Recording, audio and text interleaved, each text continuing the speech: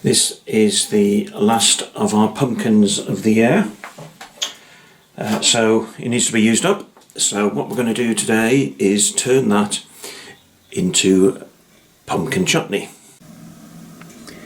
So the pumpkin has now been skinned and chopped and the seeds have been removed, and we're going to have a quick look at the other ingredients, but the quantities are based on using 1 kilo of pumpkin flesh.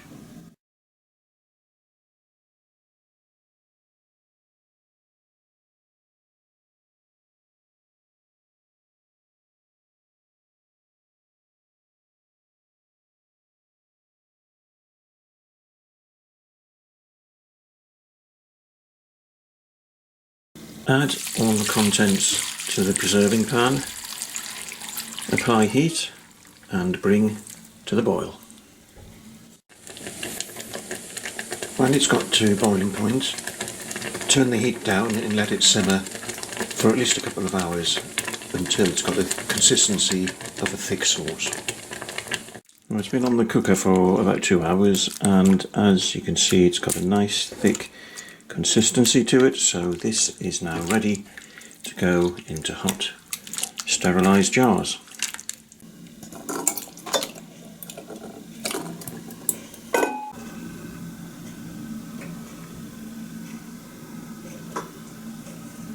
One kilo of pumpkin flesh will give you about 6 or 7 jars of chutney, depending on what size jars you're using. So, moment of truth time.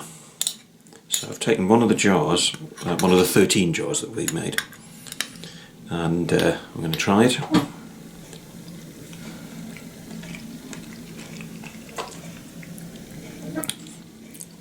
Oh yes, it's got quite a kick from the chilli. Very good. Right, so instead of eating it all in one go, stick it in a cupboard for a couple of weeks, let it mature, and then start eating it.